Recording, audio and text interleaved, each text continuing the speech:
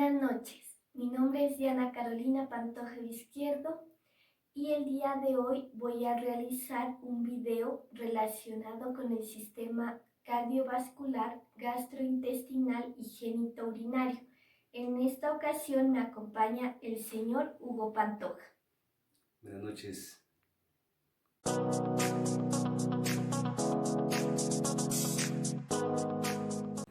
Para realizar el examen cardiovascular se inicia con la medición de los signos vitales como tensión arterial, frecuencia cardíaca y frecuencia respiratoria.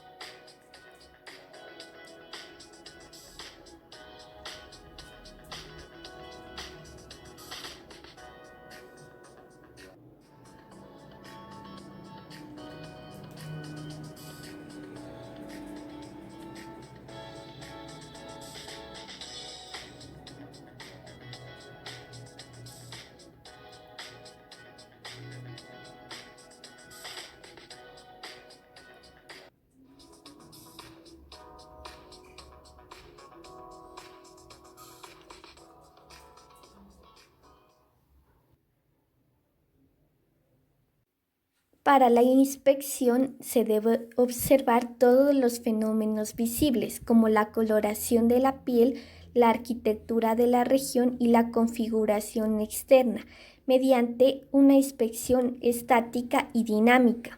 También se puede apreciar el choque de punta que se ubica en quinto espacio intercostal con línea media clavicular.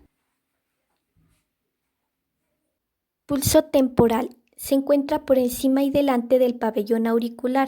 Pulso carotídeo. Este pulso refleja las funciones cardíacas. Para esto se coloca el dedo índice y medio en forma de gancho por dentro del borde medial del esternocleidomastoideo. Este pulso nunca se debe palpar simultáneamente en ambos lados, porque puede resultar en bradicardias hemodinámicamente muy significativas y en paro cardíaco.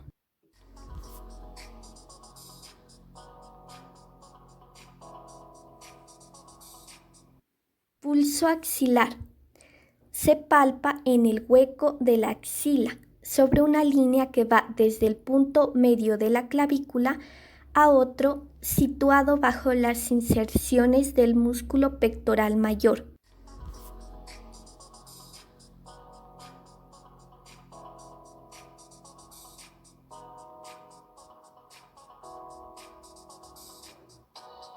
Pulso humeral o braquial.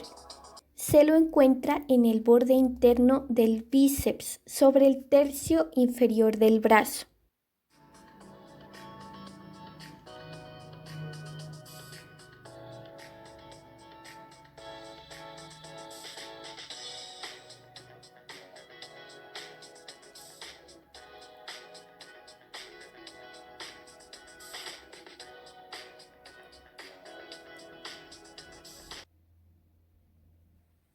Pulso radial.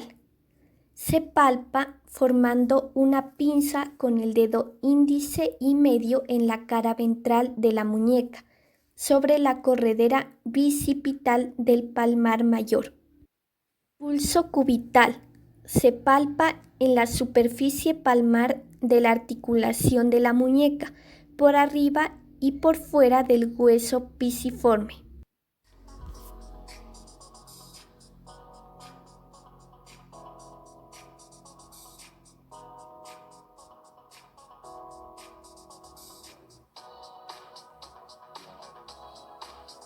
Pulso femoral. Se explora en la ingle a la altura de la parte inferior del ligamento inguinal, justamente en la zona del triángulo de Scarpa.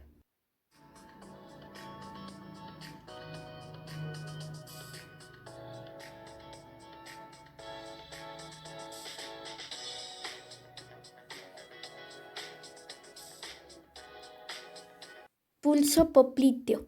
Se explora en la zona del hueco popliteo en su parte medial y normalmente con la rodilla flexionada.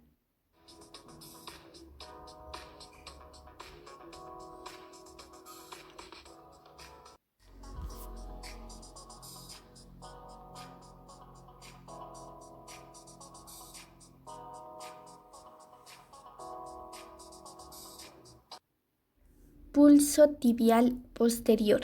Debe palparse en el canal retromaleolar interno.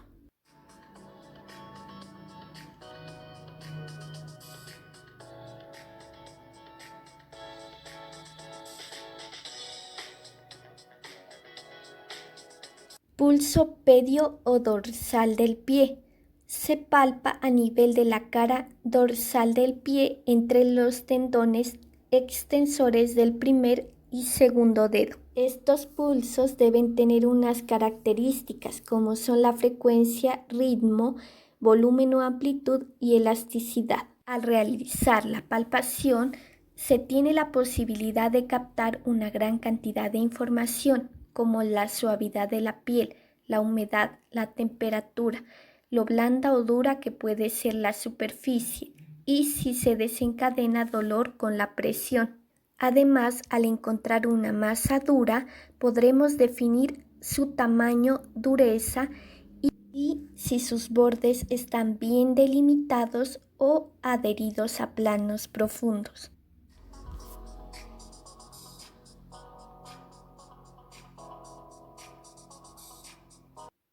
Maniobra de Pachón.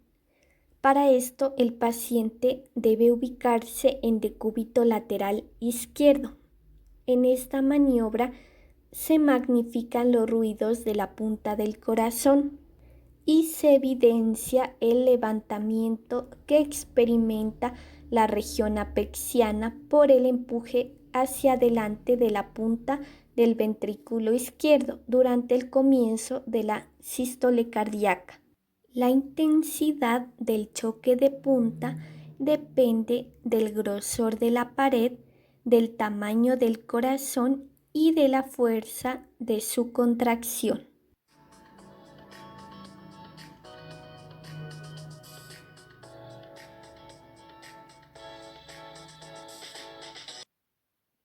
Frémitos es la percepción palpatoria de vibraciones anormales en el tórax y en ellos se puede evaluar muchas características, como por ejemplo la intensidad, el momento del ciclo en que se produce, que pueden ser sistólicos o diastólicos. Los frémitos sistólicos se producen entre el primer y segundo ruido y pueden ser de dos tipos, eyectivo o regurgitante. Y los diastólicos se producen entre el segundo y el primer ruido. y se clasifican en protodiastólicos, mesodiastólicos o telediastólicos. Al realizar la auscultación cardiovascular se encuentran zonas indicativas de la función valvular como son los focos cardíacos. El foco aórtico se ubica en el segundo espacio intercostal con línea paraesternal derecha. El foco pulmonar se ubica en el segundo espacio intercostal con línea paraesternal izquierda. El foco aórtico accesorio se encuentra debajo del foco pulmonar.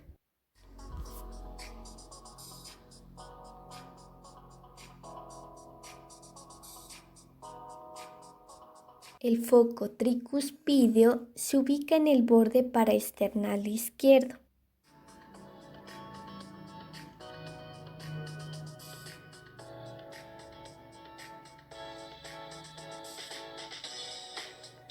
Y el foco mitral se encuentra en el quinto espacio intercostal con línea medioclavicular izquierda.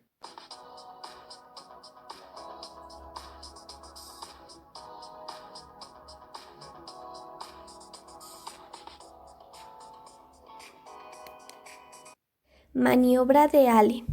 Para realizarla se comprimen las arterias cubital y radial a nivel de la muñeca y se comprueba la vascularización, cambio de coloración de la piel de la palma de la mano al quitar la presión sobre la arteria cubital y radial respectivamente. Un test de Allen positivo detectaría problemas de isquemia arterial o defecto en la circulación colateral de la mano.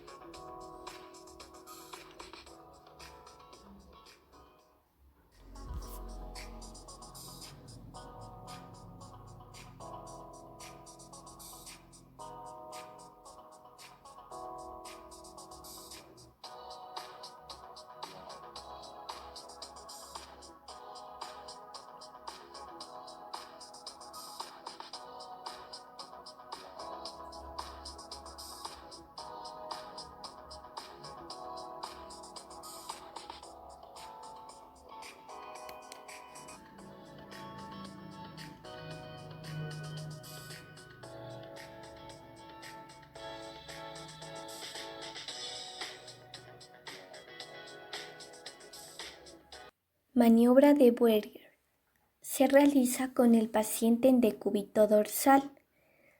Se eleva el miembro afectado a 45 grados por un minuto y se toma el tiempo en que el miembro adquiere palidez y el tiempo en que recupera el color al apoyarlo en la cama.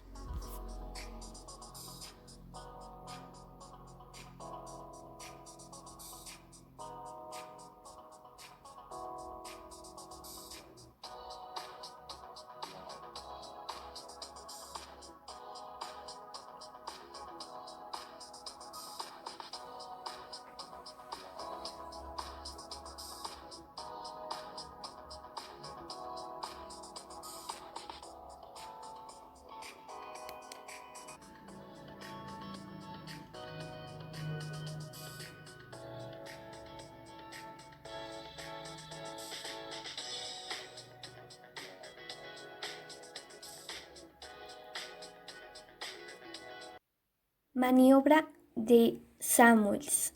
se realiza con el paciente en decúbito dorsal. Se elevan ambos miembros inferiores a 30 grados, realizando movimientos de dorsiflexión en ambos pies hasta que aparezca palidez plantar o dolor.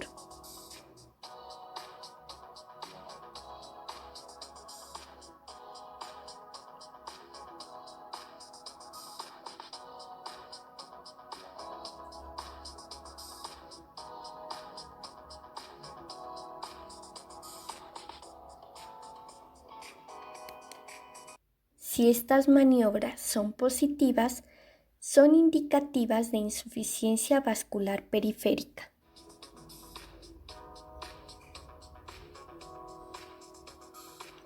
Maniobra de Trendelenburg. Se utiliza para valorar la insuficiencia valvular de las perforantes y del callado de la safena interna en su desembocadura en la femoral. La técnica consiste en vaciar las venas superficiales por elevación de los miembros inferiores. Luego se comprime en la raíz del muslo la safena interna por debajo del callado. Posteriormente se le indica al paciente que se coloque de pie. Si las varices se ponen de manifiesto rápidamente, lo harán por llenarse a través de comunicantes distintas del callado de la safena interna y se tratará de una insuficiencia de las perforantes con válvula del callado normal. En este caso se dice que hay un Trendelenburg negativo. Y si las varices no se llenan rápidamente, se quita el compresor y en este momento se observa un rápido llenado de las mismas por sangre que desciende de arriba hacia abajo a través del callado. Se trata de una insuficiencia a nivel del callado de la safena y se llamará un signo de Trendelenburg positivo.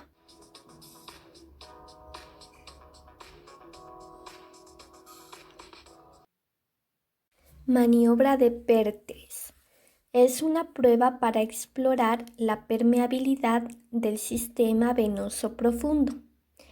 Para esto se coloca un torniquete a nivel del tercio medio del muslo para comprimir la circulación venosa superficial y se invita al paciente a caminar y se observa el comportamiento de las venas existentes por debajo del torniquete. Pueden ocurrir dos cosas. Las varices se pueden hacer prominentes y el sujeto nota molestias progresivas. Ello indicará que hay una dificultad al retorno venoso profundo, al excluirse el sistema superficial por el torniquete, o las varices no se hacen especialmente prominentes y la maniobra indicará una buena permeabilidad del sistema profundo.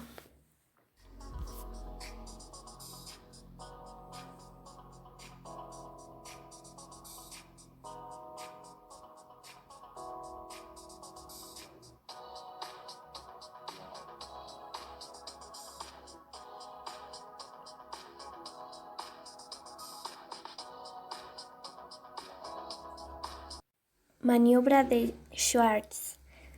Para esto se percute en una raíz visible de la pantorrilla y se coloca la mano superior en el centro del rombo popliteo. Si el callado de la safena externa es insuficiente, se percibe la oleada cada vez que se percute con la misma intensidad que en el callado de la safena interna.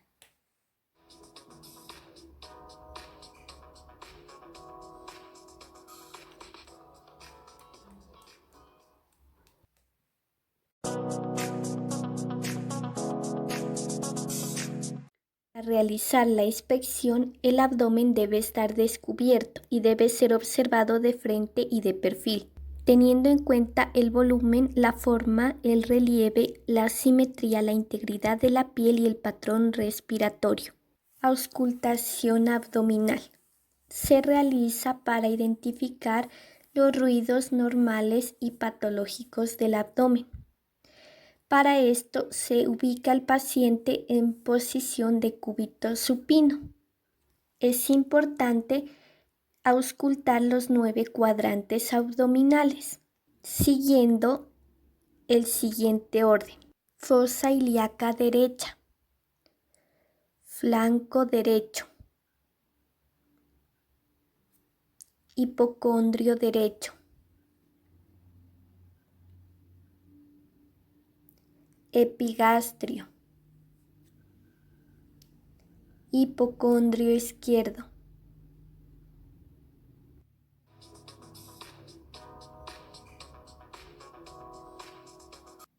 flanco izquierdo,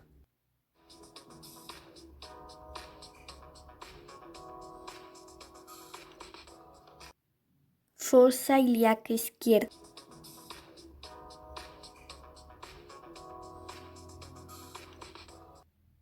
hipogastrio,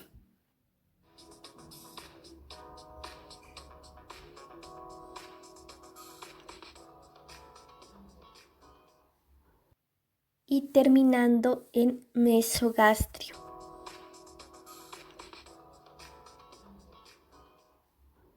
Percusión abdominal. Con la percusión se trata de identificar los distintos sonidos abdominales.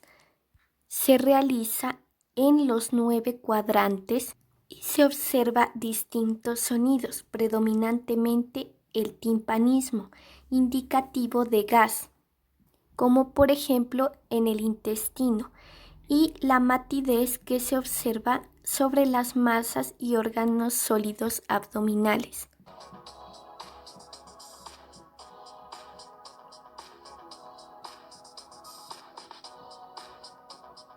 Percusión hepática. Se percute de arriba hacia abajo con cierta intensidad y colocando el dedo sobre los espacios intercostales a nivel de la línea paraesternal, medio clavicular y axilar anterior, buscando el cambio de tono de sonoridad pulmonar a la matidez hepática absoluta. El objetivo es determinar el tamaño del hígado y delimitar los bordes superior e inferior. Maniobra de la onda cítica. El objetivo es evidenciar si hay acumulación intraperitoneal de líquido de magnitud significativa. Para esto, un primer examinador ubica sus manos a ambos lados del abdomen del paciente y un segundo ubica su mano en el centro de este. El primer examinador debe ejercer golpes bruscos y rápidos del un lado, y este movimiento ondulatorio será transmitido al otro. El segundo examinador evita la ondulación de la pared para evitar confusiones. Maniobra de contracción abdominal. Se realiza hundiendo el ombligo hacia la columna lumbar con el fin de intentar llevar a cabo una activación selectiva del músculo transverso abdominal. También se la puede realizar de la siguiente forma: indicándole al paciente que eleve ambos miembros inferiores unos centímetros sobre el plano de la cama. Maniobra de Valsalva. Consiste en una expiración forzada con la glotis cerrada o por extensión a una resistencia. Esta maniobra se asocia con un aumento de la presión intraabdominal, un aumento de la presión sanguínea y un aumento de la presión intracraneal. Maniobra de Blomberg. Se ejerce presión sobre fosa ilíaca derecha y es positiva cuando al soltar bruscamente se produce dolor. Es indicativo de peritonitis. Maniobra de Musi. La descompresión brusca en cualquier punto del abdomen genera dolor intenso. Es un signo de peritonitis.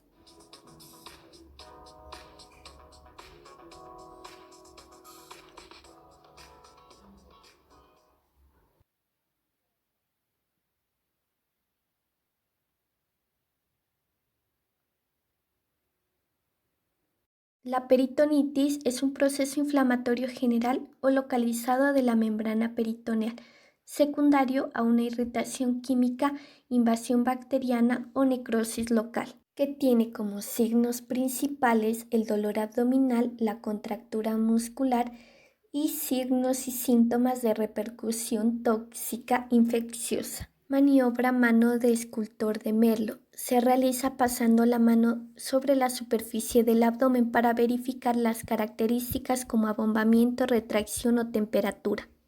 Palpación profunda del abdomen.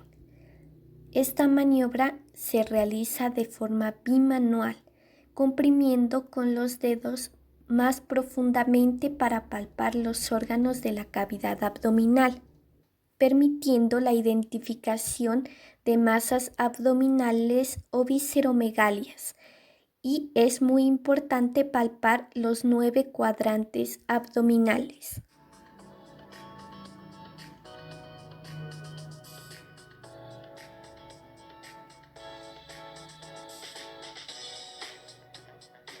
Punto cístico. Se ubica trazando una línea transversal por el ombligo hacia la derecha y desde el ombligo hacia el apéndice cifoides, formando un ángulo recto, y es indicativo de un proceso inflamatorio de la vesícula biliar.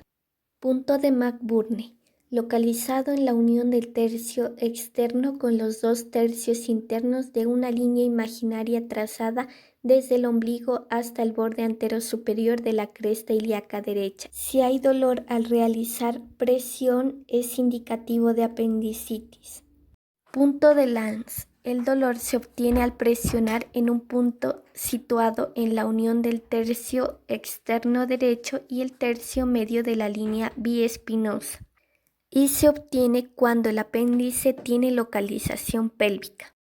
Punto de Morris, situado a 4 centímetros por debajo del ombligo, en una línea que va de este a la espina ilíaca anterosuperior derecha. Se asocia con la ubicación retroileal del apéndice y es indicativo de apendicitis. Punto epigástrico. Se sitúa en el punto medio de la línea que va desde el apéndice cifoides al ombligo, indicativo de enfermedades gástricas y de origen pancreático. Punto de McBurney izquierdo, localizado en la unión del tercio externo con los 2 tercios internos de una línea imaginaria trazada desde el ombligo hasta el borde antero superior de la cresta ilíaca izquierda. Punto de Courvoisier-Terrier. Se evalúa en pacientes con vesícula aumentada de tamaño pero indolora y que presentan una ictericia progresiva.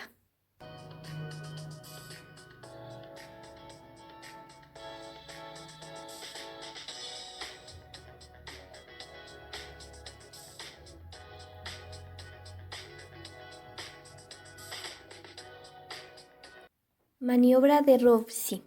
Se presenta dolor en fosa ilíaca derecha al comprimir la fosa ilíaca izquierda. Es indicativo de apendicitis. Maniobra de talón. Dolor en fosa ilíaca derecha con paciente en decúbito dorsal al elevar ligeramente el miembro inferior derecho y golpear ligeramente en el talón. Es indicativo de apendicitis.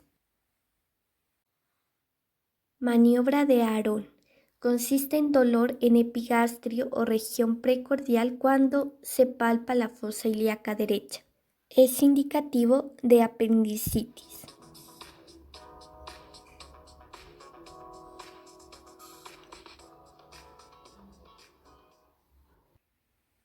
Maniobra del obturador. Se flexiona la cadera y se coloca la rodilla en ángulo recto, realizando una rotación interna de la extremidad inferior derecha, lo que causa dolor en caso de un apéndice de localización pélvica. Maniobra de mano en cuchara para hígado. Para esto, se coloca la mano en sentido transversal al borde hepático, con los dedos flexionados en forma de cuchara y la palma hacia arriba. Esto con el objetivo de palpar el borde hepático.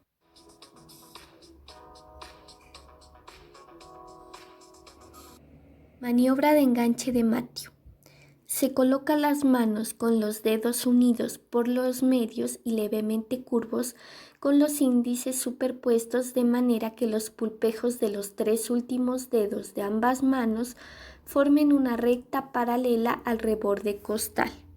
Se inicia la palpación desde la fosa ilíaca derecha hacia el reborde costal.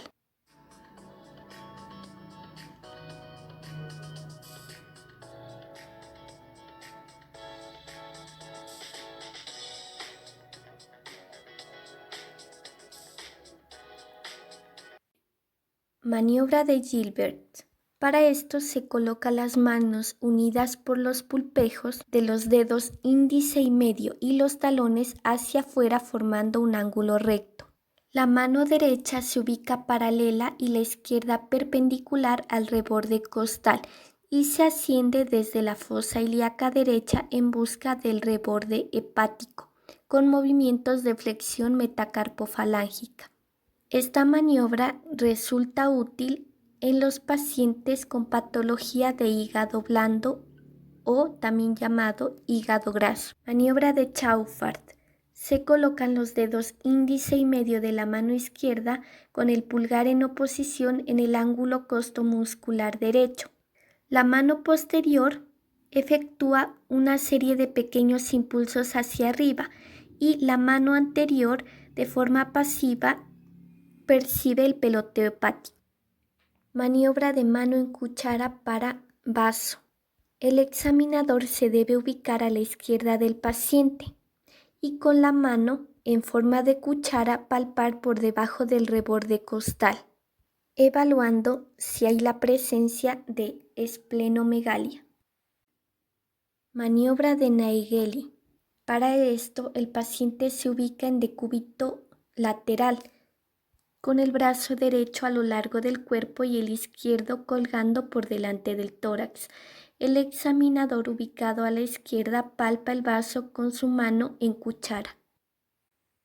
Maniobra de Galambos. Mientras con la una mano se palpa el vaso, puede combinarse relajación con la otra en sentido perpendicular al órgano.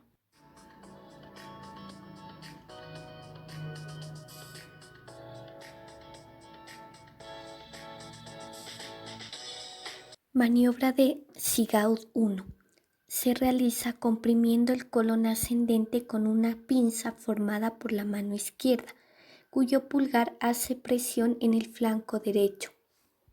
La maniobra de Sigaud 1 produce una distensión del ciego que facilita su palpación. Maniobra de Sigaud 2. La palpación se realiza deslizando el borde cubital de la mano derecha de afuera hacia adentro en sentido transversal al eje del órgano.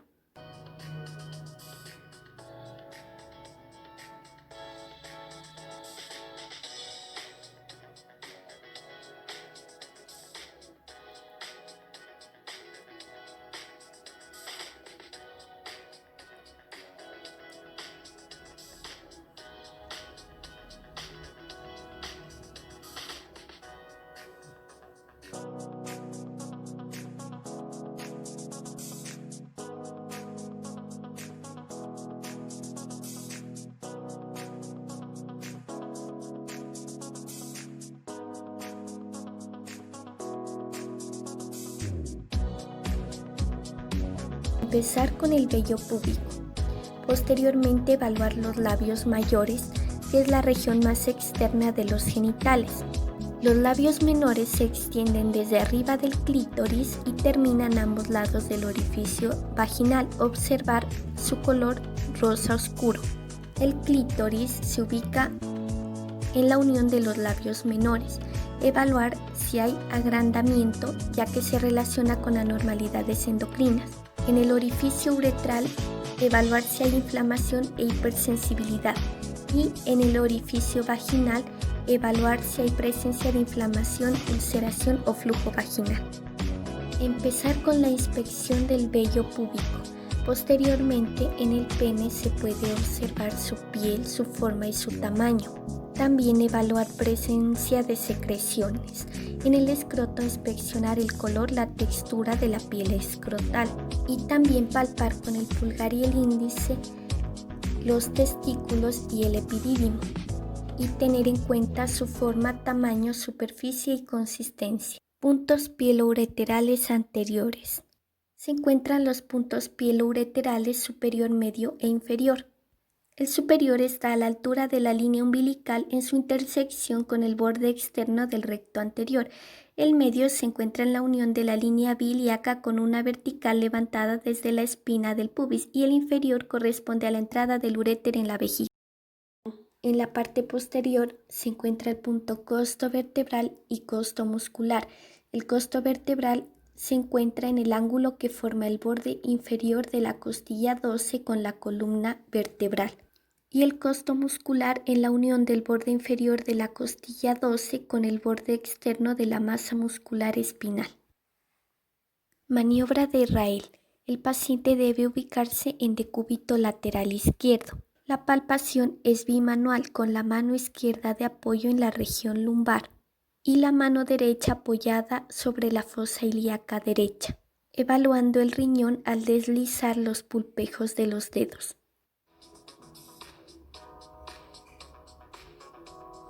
Maniobra de Montenegro. Se coloca al paciente en posición de cúbito prono y el examinador coloca su mano izquierda en la región lumbar y la derecha en la región abdominal, y es para destacar masas extrarrenales.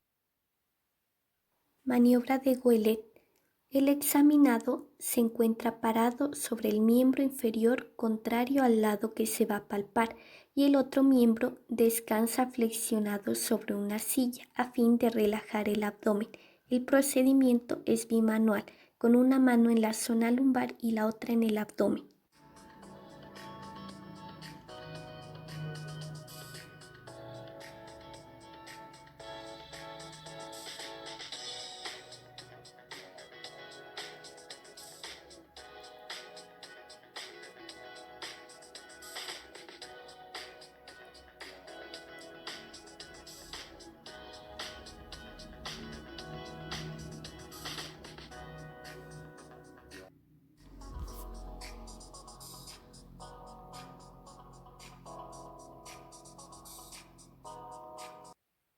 Maniobra de talopercusión. Se ubica al paciente en decúbito dorsal y se eleva ligeramente cada uno de los miembros inferiores por separado y se ejerce un golpe en el talón. Es positivo cuando se presenta dolor.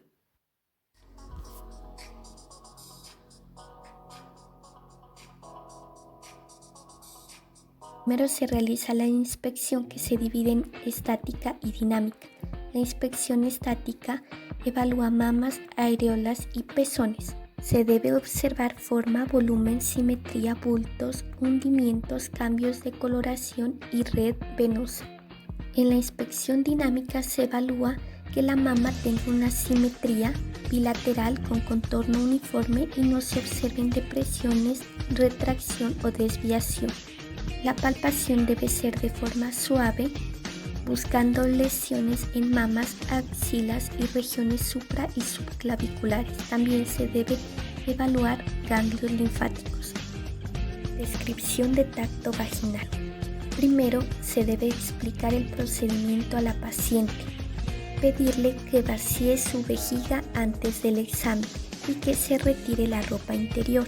Posteriormente se la ubica en una mesa en posición ginecológica. Se empieza examinando genitales externos. Se puede realizar introduciendo el dedo índice en la vagina o mediante el espéculo vaginal. Permite evidenciar si hay la presencia de secreciones, lesiones, úlceras, cambios de coloración, aspecto de la mucosa.